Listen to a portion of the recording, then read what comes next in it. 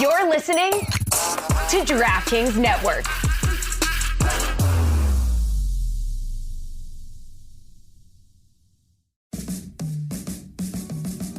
Welcome to the Big Suey, presented by DraftKings. Why are you listening to this show? The podcast that seems very similar to the other Dan Le Batard podcast. I'm sorry, I'm not going to apologize for that. In fact, the only difference seems to be this imaging. I have been tempted in restaurants just walking past tables to grab somebody's fries that if they're just there. That hasn't happened to you guys? I've done it. And now, here's the marching man to nowhere, fat face, and the habitual liar. Look, sometimes a college player just doesn't have it. They're not all going to be great. That is what I think is great about the sport, is that there's such a wide array of talents on display. But I also think that it's fair when you see a player go from ACC accolades to potentially getting benched the rest of the season. I don't know if he's going to play this weekend against Florida State after the performance against NC State, especially when you have other quarterbacks that have come in and won games for Miami this season. I think it's fair to wonder what the coaching staff has done for him. And like Jeremy said, when you're on a team that has had change year after year at that offensive coordinator position, which is very important for a quarterback, it's fair to wonder if it's not all entirely this guy's fault. So, I mean, saying like there's tape out there and everyone knows how to cover him, like you could say the same about every player on every team. After you play more games, yeah, you find more ways to beat them, and it's up to the coaching staff to determine if there is a way to work around that. Maybe there isn't. Maybe he just doesn't have it, but I think that it's fair to question all of the angles. Can we examine, though, the professionalization of all of this? Because to me, it's the most important. To me, it's the most interesting part of it. We've made in Kevin Durant, a creature of the social media age, a superstar who seems to be part troll, embittered, less happy than maybe he could be because he comes from a generation that was addicted to the devices, and now he's 34 and he's an old guy. Now we're raising kids on the professionalization of all this stuff that is cruel in the way that we analyze it, because we can be cruel in our fandom and we can rationalize away all sorts of bad behavior because we're emotional, we're mad. Tyler Van Dyke, you suck. Tyler Van Dyke, you suck. You're like, why does my quarterback suck? And whatever that is happening to a 21-year-old that is different than a 32-year-old, I really am wondering the mental toll that it takes. Like, why wouldn't Caleb Williams be sobbing on the sidelines? It seems like a lot of pressure to put on young people. Like, we do it to young tennis players. We do it to children in gymnastics. So we do it, but I'm legitimately thinking, I felt bad when I left the show the other day. I felt bad about how I talked about a college kid because he played poorly. And I don't know what to do with that feeling because it hasn't existed for me before. I think it's fair to criticize these players. Like that's what we're supposed to do as people that cover the sport. It's fair to be critical of how they play. I think there's a line though, and like I myself try not to cross line. I'm sure I do sometimes. Like no one's perfect, but I try not to cross that line where it becomes not critical and just cruel or mean-spirited. Name calling. Those are things that I think I've seen a lot of with coverage of players in college football that I'm like, ugh. Like I can see how if you're a fellow college student, like maybe you engage in that. But then like once you're an adult, like it just like that's weird. Don't do that. Yeah. There's a difference in the way that I talk about Marcus Smart, who stinks, and Tyler Van Dyke. There's a huge difference in how I do it. And it's just matter-of-factly, he's not performing well, struggles against his zone. That's what you're seeing out there. I think the coaching staff has given him chance after chance. The reason why he has a new OC this year, are you arguing for Josh Gaddis? I don't understand. Like we all thought. Depends. Does he know the signs or not? Well, I've reverse engineered Connor Salians being to blame for us being a year behind schedule. Because he made Josh Gaddis look good. I'm here for the conspiracy. In my mind, like Josh Gaddis got a Broyles Award. And tricked you into thinking the Broyles Award was a significant competitive advantage. So whenever I'm critical of Connor Salians, just know I blame him for last year's offense. Okay. Maybe Miami was sign stealing with Manny Diaz and they just haven't kept sign stealing. It's to me, it's not overly complicated. If you're watching the games and the nature of his interceptions, I understand from the outside, like, what's going on there? He used to be really good. He had a streak that we've only seen Joe Burrow replicate in this sport. And that was 2 years ago. How is he getting worse every year? Surely it's got to be the coaching staff because national voice. I don't respect Mario Cristobal as a head coach. I don't respect these offensive coordinators. Surely it's their fault. I love this character. But national voice? Me, national voice. Because, I mean, I think the Mario Cristobal's job, we know he's not this tactical genius, right? It's his job to put the right coaches around the talent and to surround Tyler Van Dyke with talent. He fixed an offensive line in a year. He is super protected to the point that Tyler Van Dyke, a month into the season, was the nation's highest ranked pro football focused quarterback. Remember, we were throwing parades. We have Tua and we have Tyler Van Dyke, quarterback central over here. He has a running back in Mark Fletcher that is now healthy, running at 5 yards a clip. Say what you will about the wide receivers. Lord knows they try to upgrade over the offseason. They're better than last year. What's the issue? It's what Tyler Van Dyke is running into more and more. Are you hopeful this weekend, or are you lacking optimism? I think the quarterback has been the biggest issue since Georgia Tech facing this team. And I think if they had more from that position, they'd be winning a lot more games this year. Now, is the answer a true freshman quarterback in Emory Williams? I'd like to trust him a hell of a lot more than we did against Clemson, though I rate Clemson's defense more than I rate Florida State's. Tough start on the road. That's a tough start for a young guy. I mean, man. Look, and the argument for Tyler, by the way, and I do know some in that building are pounding the table for Tyler because of the veteran savvy, because they think he has a better grasp of the offense, what have you. And Florida State plays man coverage. For them to go zone, although that doesn't take a genius, players can figure it out and they're malleable, they can drop into zone coverage too. But their identity defensively is man coverage. Tyler does pretty well with that. And if you're going to blitz him, even better. Tyler does some really good things. He just struggles against something that's pretty basic, and it's pretty inexplicable. Chris Cody, I have been negligent. What's up? I've been negligent for several days. I don't want you to sing again. I do appreciate it's why you're the master producer that you are, and it's why you're beelining it for the executive producer chair that Mike Ryan will someday vacate, even though we will always pull him back in. It's because you know that Dan is talking, yammering too much about politics. How about I put my fist on my hip and try to sing to see if I can get the show back? And look, you did. I salute you, although we did detour into Tyler Van Dyke land. But Carlos, the thing that I didn't get a chance to talk about at any point this week that I know you guys, you and Mike Ryan, I believe this is the only business partnership, although Tony is trying to negotiate with Billy. We don't have a lot of business partnerships here, but you and Mike Ryan own a highlight team that we talked very little about last year because you guys were last place awful after winning the championship. We talked about it too much for 1 year, didn't talk about it at all second year, but you were just with Roger Stone and Udonis Haslam and Ray Lewis, as you guys... Really unfair what you're doing there. As you bring back highlight... All of this. I hate all of this right now. Were you not with Roger Stone? You didn't. You wanted to talk about highlight all the time last year. We're actually good this year, and you're refusing to talk about it. And just because Roger Stone just so happened to be there every Friday, you're blaming us for it. Roger Stone... Wait, what? He's been there. Not my call. Roger Stone is there. He's there in a suit.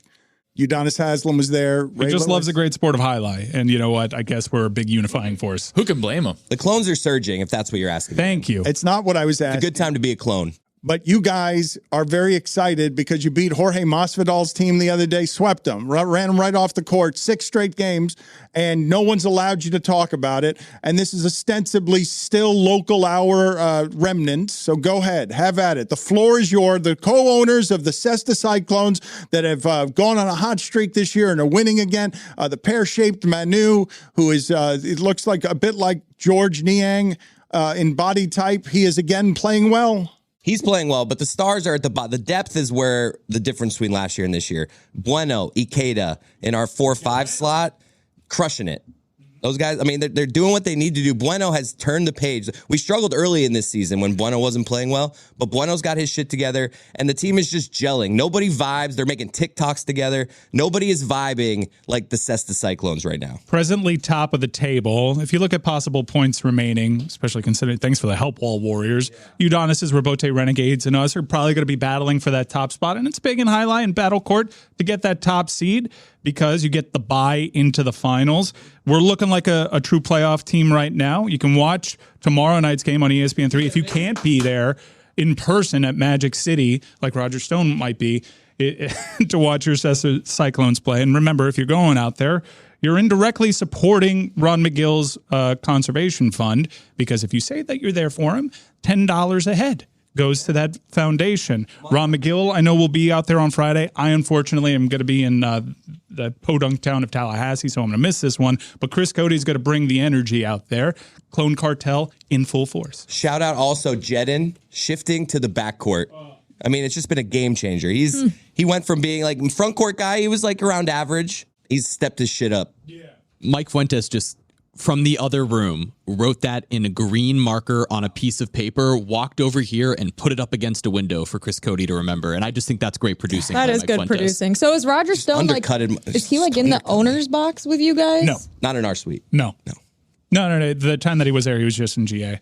Isn't it one big suite? Nah, but we have like our couches are kind of block off our area. I mean, he will be in Gen Pop. I heard that someone asked to see his Nixon tattoo. No, you're making that up. Stop it. I didn't. Stop it. You're accusing Dan of lying? Look, highlights What's happening here? No one asked him. No one asked him to see his Richard Nixon tattoo. Yeah, you just wanted to shoehorn that thing in there for the second time this week. You don't have to ask. He'll just show it to you. I didn't even know. You weren't at the game. You don't know. You haven't been in a game all season, Dan Batard. How about you turn up on Friday and ask to see Roger Stone's tattoo? I went last year, and all you guys did was lose. Well, we're good this year. Come on out. There's the Roger Stone tattoo. Guy does not skip back day. Yeah. BT Dubs. Try's looking good too. Holy cow! I really thought you guys had ruined it because you owned the team. Guys, we had an off year last year. You know, we had some injuries, and credit to Chris Cody, Mike Fuentes, and me calling in at 3 a.m. from Greece. We drafted a good team this year. It's a tough spot to be when you come in second place. If you lose in the championship, the placement that you get in the draft, it is just a difficult spot to draft from. And that's what happened to us they legislate the year parity. before. So it's just, I would say it's basically impossible to win from if you lose in the championship the previous year. That's the way they've set up the league. And if the league continues to expand, thanks to the great leadership of Pitbull, we're probably going to be in a tough position next year again. Ebbs and flows when it comes to the sport of battle court. I did not know that you were going to Tallahassee. I believe the last time you went was sad, right? The last time I went to Tallahassee was probably the last road game that I saw Miami win. It was 2017. Darrell Langham. Malik Rozier to Darrell Langham. Miami's Aquarium touchdown! In the rain! I've never experienced a game quite like that where I couldn't feel my hands and I was just stunned by the fact that we had actually won, because that broke a pretty substantial streak for FSU in this rivalry. A lot of heartbreaking losses for Miami. So I just stayed there, stunned.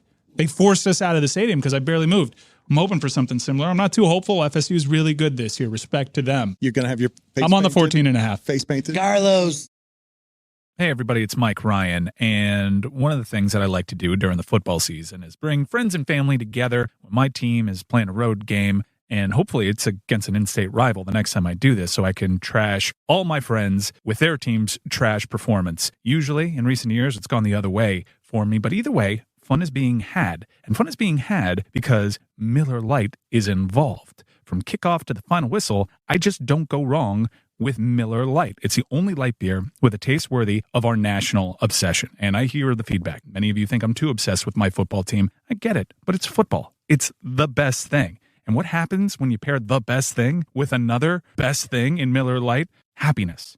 So this season, crack open a light beer that hits your taste buds so hard, you feel it in your heart. Make it Miller time all season long. Get Miller Lite delivered right to your door. Visit MillerLite.com/Dan, or you can find it pretty much anywhere that sells beer. Celebrate responsibly. Miller Brewing Company, Milwaukee, Wisconsin. 96 calories and 3.2 carbs per 12 ounces.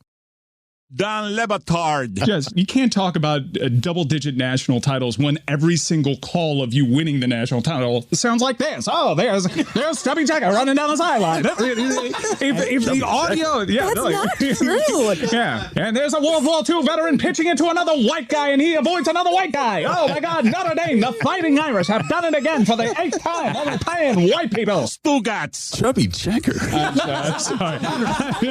I'm sorry. He's black. He's black, and I was like, what's a white named Chubby Checker? I picked a black. I'm sorry, man. I'm improv here. It's a pretty cool riff. Checker running down the side. He spells it differently. All right. His name is Chubby. Maybe you didn't hear me correctly. His name is Chubby Checkers. There's an S at the end.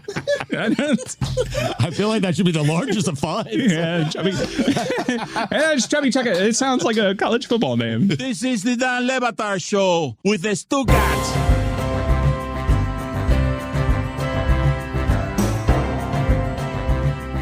I pride myself on being or trying to be authentic, transparent, vulnerable. A man of faith. Amen. The reason that I bring it up is because as I was reading Al Michaels talking about aging, being 78 years old, coming back next year, and was thinking about how I've been hiding for 2 years, hiding in plain sight for 2 years on stuff going on in my personal life. And in doing so, I have very much felt the weight of mortality and felt the weight of aging. And Al Michaels is 78. That's a hard job, whether people know it or not. There's a reason that those people do that one assignment a week. I don't think most people think that's very hard. I think they think that's how great a job that is. Give me that job. 17 weeks a season. I do one game a week. What's so hard about that? Al Michaels has been doing it for a long time. And now he says it's fair, the criticism that on the Amazon Prime games, and I continue to marvel that Amazon Prime hasn't had major glitches. These are giant productions. It's really hard. All these games that get on your televisions every week, it's really hard to get all that. There's a great deal of expense in getting all of that off the ground. Al Michaels sits atop of that entire kingdom. And when Amazon Prime, when the Bezos money came for the football dollars, they went and got the best there ever was. They went and got the name that would give them instant credibility and made all the salaries skyrocket in broadcasting. Al Michaels must be feeling his age. Al Michaels says it's fair to criticize that he doesn't sound enthusiastic for the games on Thursday night. But how the hell can he feel enthusiastic for what's going to be on your television or not on your television if you're just streaming on your devices? About what's going on tonight. Who wants to watch a Chicago Bears game at this point? Really? No, never. I mean, last week was Titans Steelers. I mean, hasn't been good. That one I was actually. I mean, Will Levis has a Dan Marino. But I'm just saying, like the name power, no. I think that was a bad example. You think Titans Steelers is a great game? No, it wasn't a great game, but we got to see Will Levis beat Dan Marino for 3 seconds. Steelers defense is really good. TJ Watt, exciting. Yeah, they've got good players there. I will. That's my bias also showing. I will say Panthers Bears. As long as no Chicago legends die before the game, it's going to be a stinker. It's our second Thursday for the Bears this year. We had Bears Commanders earlier. It was their first one of the season. That was an exciting game, though. DJ Moore had like 200 yards. Like everybody looked good. Sam Howell looked good. Well, back then you thought that they had a quarterback, a young quarterback, and all of a sudden the place that we find ourselves is that 46 quarterbacks have started this year. 46. Like this part's always funny to me in our weekly analysis of sports. Like 46 starting quarterbacks. That's a lot of injuries. We're halfway through the season. That's the position that's protected. That's the position that all the rules protect that position. In fact, many of you are complaining about flag football, and maybe that's what Al Michaels longs for up there. This is boring. Give me my tackle football when Ronnie Lott would cut off a finger and everyone would celebrate him because he got his ass back on the field. What he's watching is a diluted version meant to protect the quarterback who can't be protected because the Vikings are on their third string quarterback, and it gets them to 4-4. Congratulations. My favorite take when it comes to the Thursday Night Football, which has been going, how long has Thursday Night Football been going on? We're going on like close to 15 years. That Thursday Night Football has been a thing. I feel like my whole life there's been Thursday Night Football. I don't remember a time before it. You're also very young. I'm 16. Yeah, but what do you want them to do? They have to, because it's a competitive advantage. Everybody has to show up for at least one Thursday night. They actually do you the service of, well, if it's going to be a bad team that we're putting on there, Let's have them go up against another bad team so the game can maybe be competitive, as opposed to having the Carolina Panthers go up against the Philadelphia Eagles and that game being over midway through the second quarter. What would you like them to do about this? They have to take the Bears. They have to take the Panthers. Why not put them together and have a good old-fashioned slop-off? Al Michaels Hey, yo. can't have enthusiasm for that at this point in his career. I mean, I understand isolating this game. Sure. I'll meet you there. I'll meet you there. But he was also bad during the Chargers-Jags playoff game. Thank you. Next week is the test. Bengals at Ravens. That's a great game. That's a good Let's game. all tune in, and then we can decide. I think part of the criticism was when he was put on NBC's playoff coverage, where there was a pretty great comeback with a young, exciting quarterback and exciting circumstances surrounding that Chargers-Jags game. He was there paired with Tony Dungy, and they weren't excited about that either.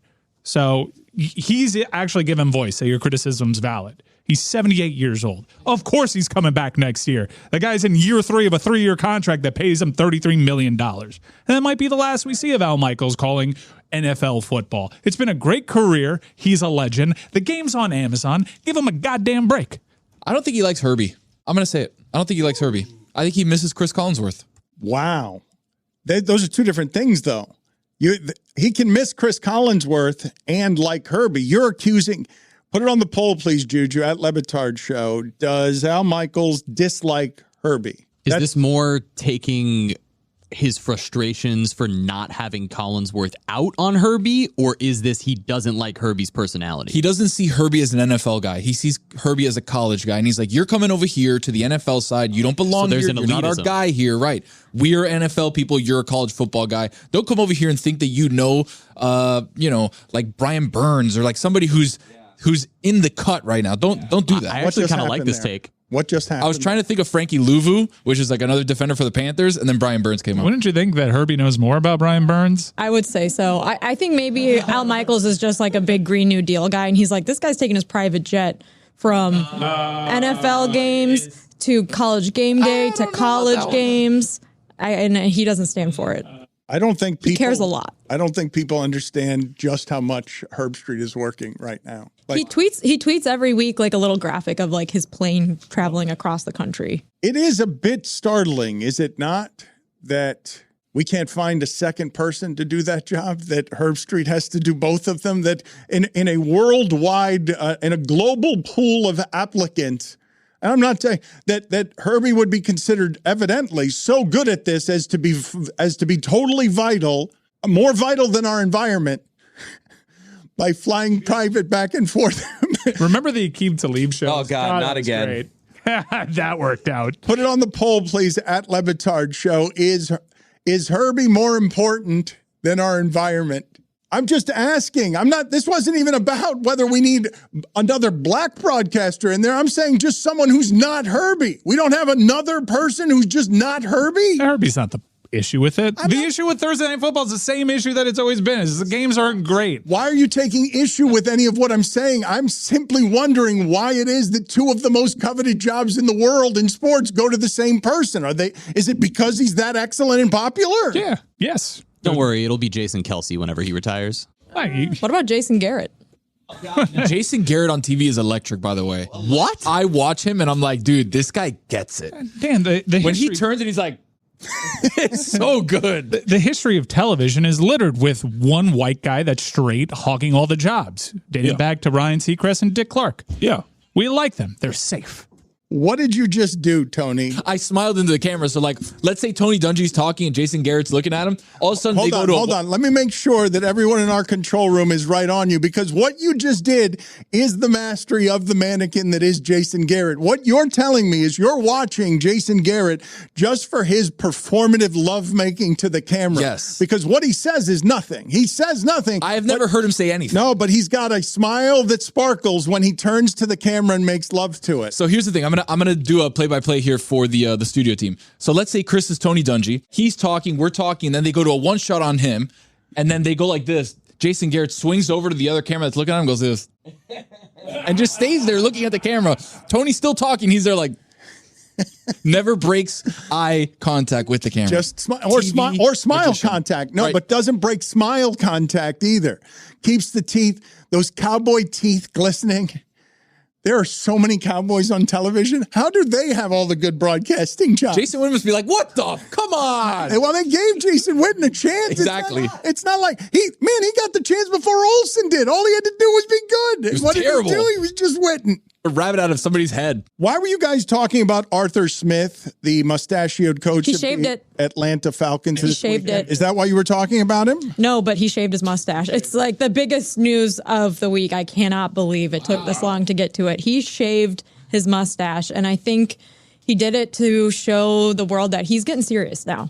He's going to start playing the good players. I think he did it because he wants to disguise himself. Because what started happening is, for those who don't know, Arthur Smith is the son of FedEx founder Fred Smith.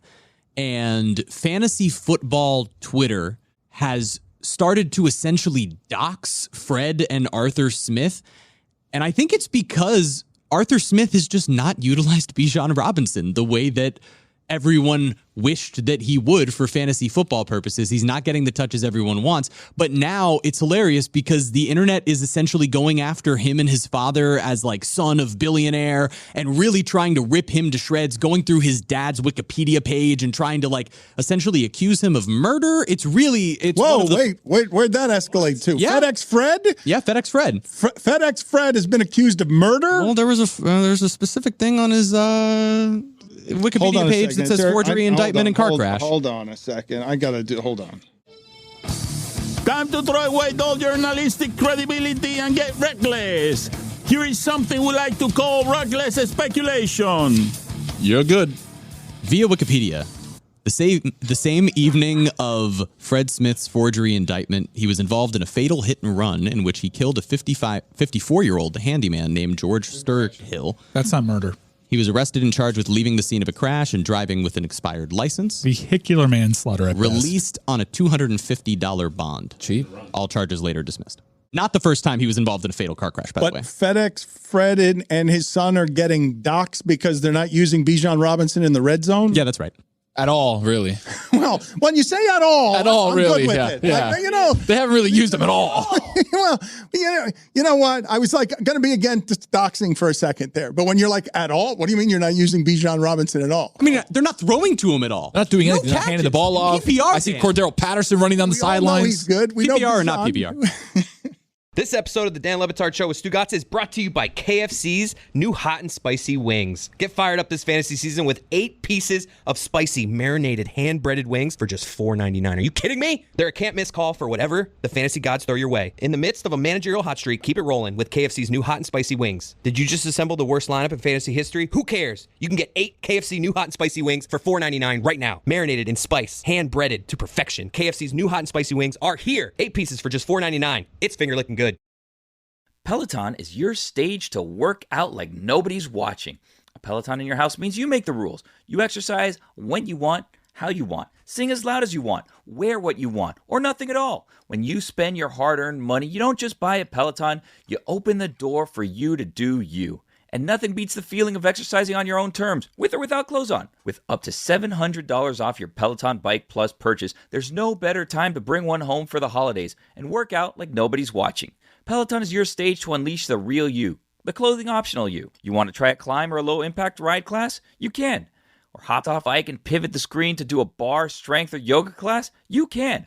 Make yourself uncomfortable in the comfort of your own space and your own skin, free of judgment, free of inhibitions. It's a fitness entertainment mashup that'll have you singing at the top of your lungs, sweating, and moving like you'd never do with others around you. For Peloton's best offer of the season, head to onepeloton.com/offers. All access membership separate. Terms apply.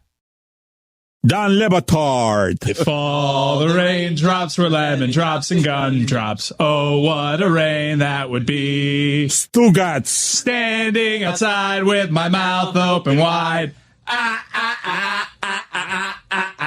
If all the raindrops were lemon drops and gumdrops, oh, what a rain that would be. This is the Dan Le Batard Show with the Stugotz.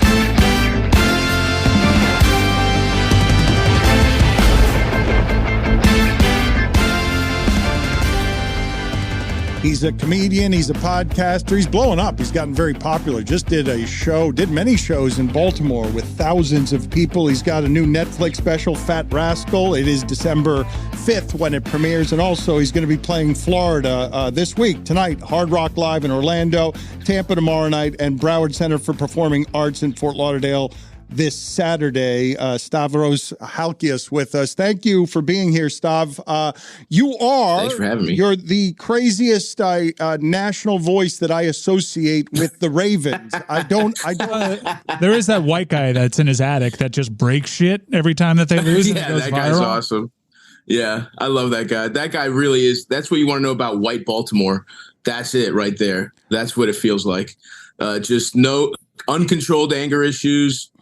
Haven't even thought about going to therapy, and the Ravens dictate how that week is going to go for them and for everyone they come in contact with. So that guy is more of like, that guy's more representative than me. I'm kind of doing a take on a muted version of that guy. But yes, somehow I have accidentally ended up as like the premier Ravens fan on the internet. I'm not sure that you're going to find a whole lot funnier as a comedian than just the insanity of sports fandom, correct? Yeah, absolutely. It's just one of the dumbest and best things. It's awesome. And yeah, it's like, I'm making fun of this guy, right? Like I do a character that's an over-the-top Baltimore guy who, like I said, his week comes and goes as the Ravens go, so does his emotional state. This is Ronnie. And as correct? much this is Ronnie. Yes. And as much as I am mocking that guy, that is exactly how I also feel. Do you know what I mean? It's like I'm barely making fun of anything. And in fact, when the Ravens, when they win,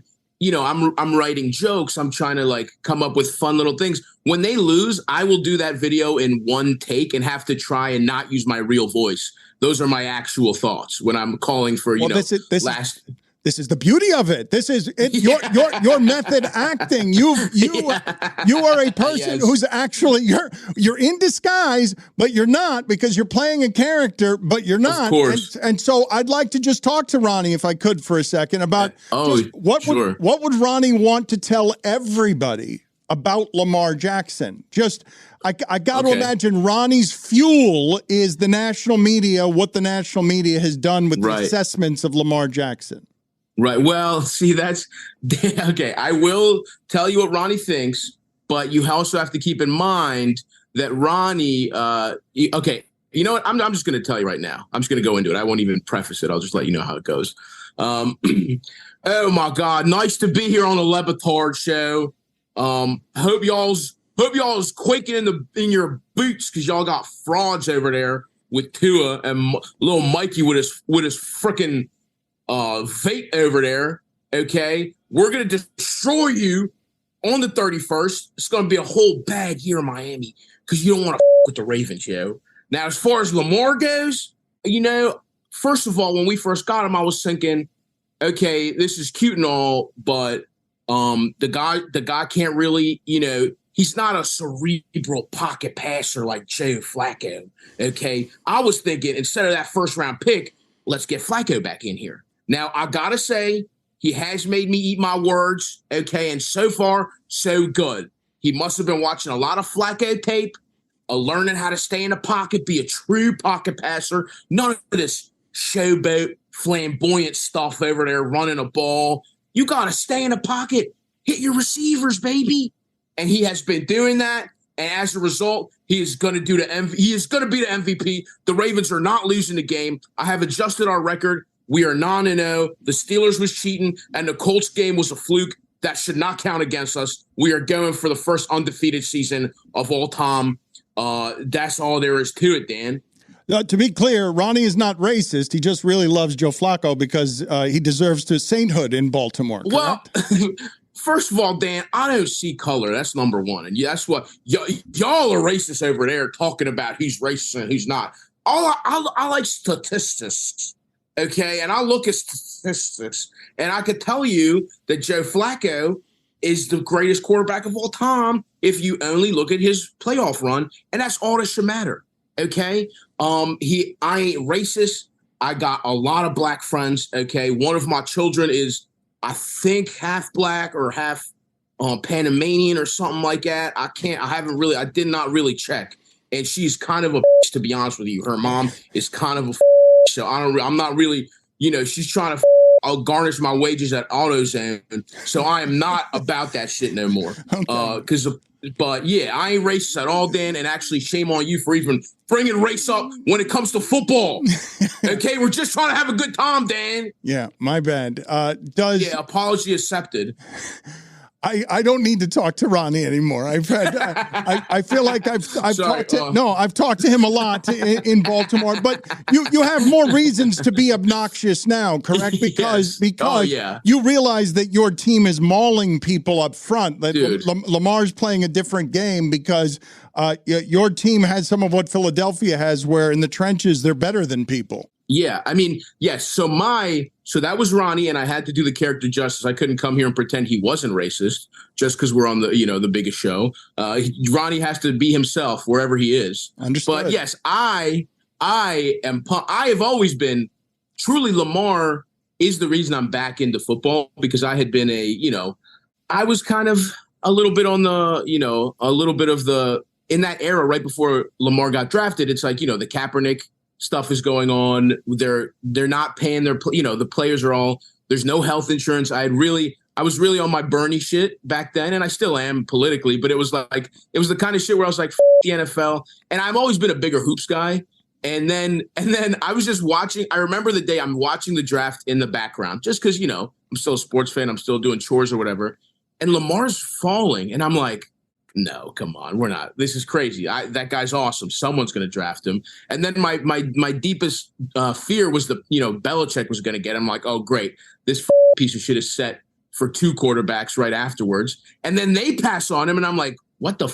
And then once we drafted Lamar, it was like John Wick when he gets his guns, he gets the cement. He gets a sledgehammer and gets his guns out of the garage. That was me getting my purple camo pants. And I was like, we're back, baby.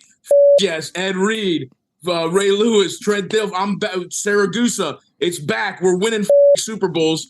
And so me and Lamar is the entire reason I'm back in on the NFL. And he has turned me into the super fan I was when I was in 6th grade. So yes, those narratives are such bullshit. The guys, I was getting pissed off when everybody's sucking Justin Herbert off the last couple of years just because Lamar is injured. Everyone kept leaving him out of the top 5 conversations.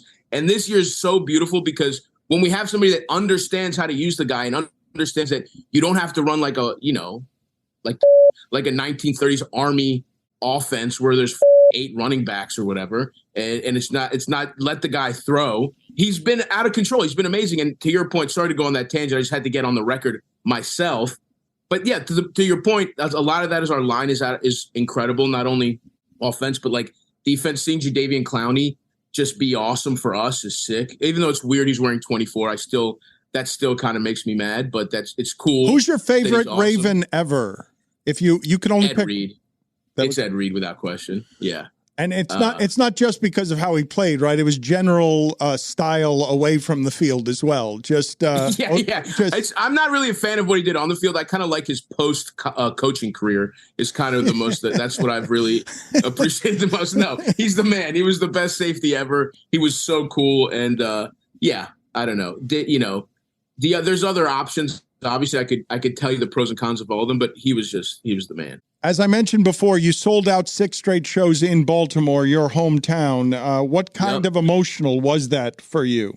I mean, that was insane. And it's crazy to think, I'm doing well. I've been very lucky this year where I'm selling pretty nice tickets everywhere I go, but I would probably sell one of those in every other place I'm at. And then to do 6 and that's, by the way, the Lyric is it's the Lyric Opera House. It's there's chandeliers places. There's, it's bizarre for me to even be in there. I think I feel like I belong in the side room of a bar with a Lynyrd Skynyrd cover band bleeding in through the walls. That's where I should be talking about not getting hard. It's most of my comedy is being fat and not getting hard, and my immigrant family. That's kind of role that you're going to get one of those 3 is most of my jokes are about. And to be in this building where there's ushers with white gloves, where I saw Chris. I remember in 2007, I saw Chris Rock I was a senior in high school. I see Chris Rock in the literal worst seat in the house, the only one I could afford. And to like be there and do 6 shows, it really, it was, it's kind of it really broke my brain where I was like, I still can't wrap my head around, to be honest with you. This feels weird. And I still feel like any day now the theater tour is going to end. Someone's going to be like, this has been a very long practical joke. Back to comedy clubs you go is really what it feels like it's going to be like at any day. But Baltimore was so special to be there. And, and in true Baltimore fashion, it's the best. It's the highlight of my career. And then I got coronavirus from someone in Baltimore right then and there. So it was like I went from the best I've ever felt in my life to like, oh, nice. I've endangered my grandmother's life.